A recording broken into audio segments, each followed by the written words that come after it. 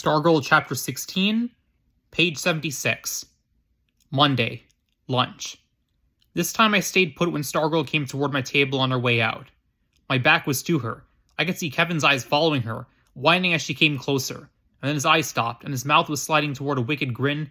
It seemed like everything had stopped, but the clink of pans in the kitchen and the back of my neck was on fire. "You're welcome," I heard her say, almost sing. I thought, what? But then I knew what. And I knew what I had to do. I knew I had to turn around and speak to her.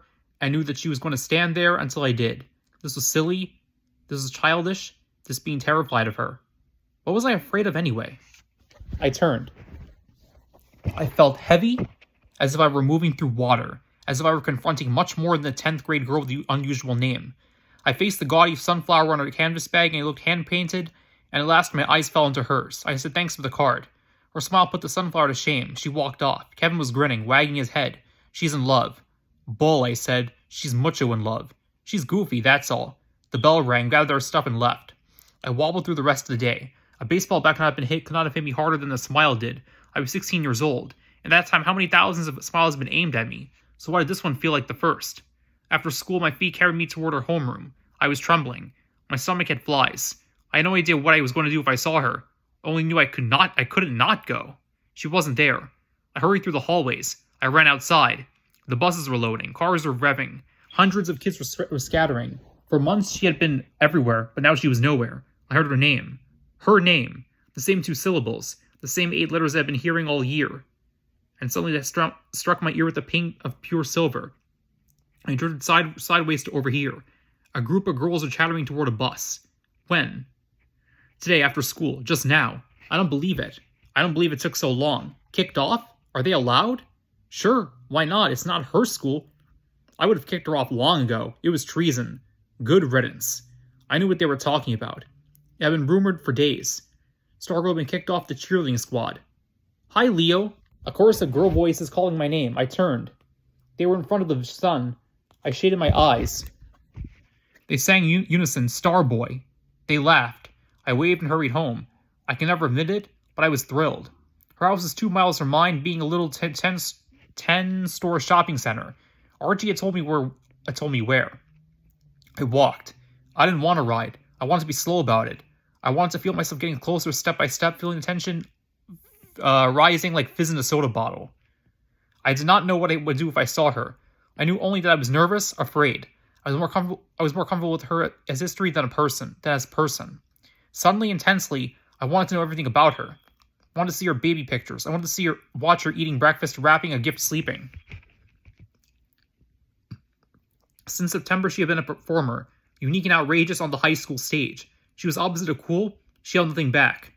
From a decorated desk to her oratorical speech to a performance on the football field, she was there for all to see. And yet now I felt I had not been paying attention. I felt I had missed something important. She lived on Palo Verde. For a person so different, her house was surprisingly ordinary, at least by Arizona standards. Single story, pale adobe, clay red pipe tile roof.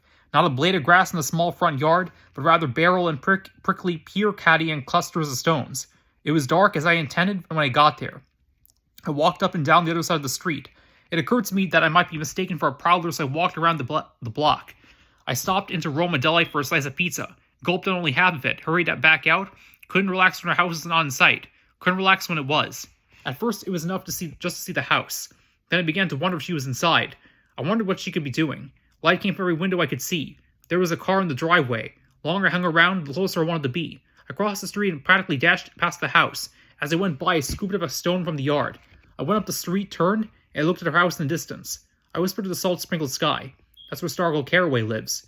She likes me. I headed back toward the house. The street, the sidewalks were deserted. The stone was warm in my hand. This time I walked slowly as I approached. I felt strange. My eyes fixed on a triangle of light in a curtained window. I saw a shadow on a yellow wall. I seemed to be drifting, footless, into the light. Suddenly, the front door opened. I dived behind the car in the driveway and crouched by the rear fender. I heard the door close. I heard steps. The steps matched the movement of a long shadow cast down the driveway. My breath stopped. The shadow stopped. I felt both ridiculous and weirdly, perfectly placed, As her crouching by that car was precisely what life had in store for me at that moment. Her voice came from behind the shadow. Beyond the shadow. Remember when you followed me to the desert the day after school? Absurdly, I debated whether to answer as of doing so would what? Give me away? I leaned to the smooth metal of the fender. It never occurred to me to stand to show myself. Hours seemed to pass before I finally croaked, yes. Why did you turn around and go back? Her tone was casual as if she held conversations every night with people crouching behind the car in the driveway. I don't remember, I said. Were you afraid? No, I lied. I wouldn't have let you get lost, you know. I know. A little shadow detached itself from the larger one. It came toward me, waving over with a pebbled driveway. It had a tail. It wasn't a shadow. It was the rat, Cinnamon. Cinnamon stopped at the tip of one of my sneakers. He stood looking up at me. He put his front paws on top of my sneaker nose into the laces. Are you getting acquainted with Cinnamon? Sort of. Are you lying? Sort of. Are you afraid of rats? Sort of. Do you think I'm cute? If you say sort of, I'll tell Cinnamon to bite you. Yes. Yes, what? I think you're cute. I thought of adding sort of just to be funny, but I didn't. Do you think Cinnamon is cute? The rat had climbed fully onto my sneaker now. I could feel his weight. I wanted to shake him off. His tail spilled onto the driveway. No comment, I said. Oh my, hear that, Cinnamon? No comment. He doesn't want people to know he thinks you're cute. I think you're getting a little carried away, I said. I certainly hope so, she said. Nothing's more fun than being carried away. Would you like to carry Cinnamon away for the night? He loves sleepovers. No, thank you. Oh, her voice is mock pouty. Are you sure? He's no trouble. He hardly takes up any room. All you have to feed him is a mini wheat or 2 grapes, and he won't poop on your rug. Will you, Cinnamon? Go ahead. Stand up and tell him you won't. Stand up, Cinnamon. Cinnamon stood on my sneaker. His eyes shone like black pearls. Doesn't he have the cutest ears? Who notices a rat's ears? I looked. She was right. Yeah, I said. He does. I guess he does. Tickle him behind his ears. He loves that. I swallowed hard. I reached down with the tips of my 2 forefingers and tickled the tiny furry spaces behind the rat's ears. I guess he enjoyed it. He didn't move. And then, surprising enough, I moved one fingertip in front of his nose, and he licked me.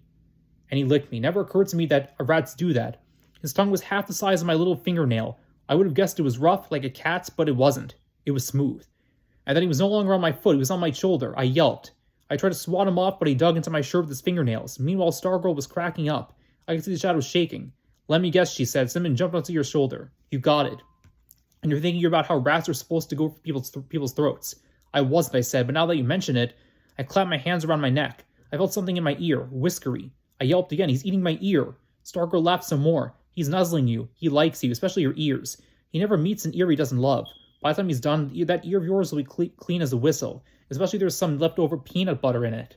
I feel the tiny tongue mopping the crevices of my left ear. It tickles. I felt something else. I feel teeth. He's just scraping something off for you. You must have something crusty in there. Have you washed your ears lately? None of your business. Sorry, didn't mean to get personal. I forgive you. All was quiet for a while except for the snuffing in my ear. I could hear the rat breathing. His tail drooped into my front shirt pocket. Do you want to confess now? Confess what? I said. They were actually starting to like having a rodent poking around in your ear. I smiled. They nodded, slapping the rat's nose for a moment. I confess. More silence, tiny breathing in my ear. Well, she said at last, we have to go in now. Say good night, Cinnamon. No, I thought, don't go. I still have another ear, I said. If he does that one, he'll never want to leave you, and I'll be jealous. Come on, Cinnamon, time for Betty bye. Cinnamon went on snuffing. He's not coming, is he? Nope. Then just take hold of him and put him on the ground. I did so. As soon as I put the rat down, he scooted under the tailpipe and out of sight on the other side of the car. The shadow withdrew. I heard the front door open. Light gushed out. Night, Leo. Night, I called. I didn't want to leave. I wish I could curl up right there in the driveway and go to sleep. I've been crouching for a long time. It was a chore just to stand. I was halfway home before I could walk right. Okay, so it's chapter 16 of Stargirl, pages 76 to 84. And take care, everybody. Another video for my channel.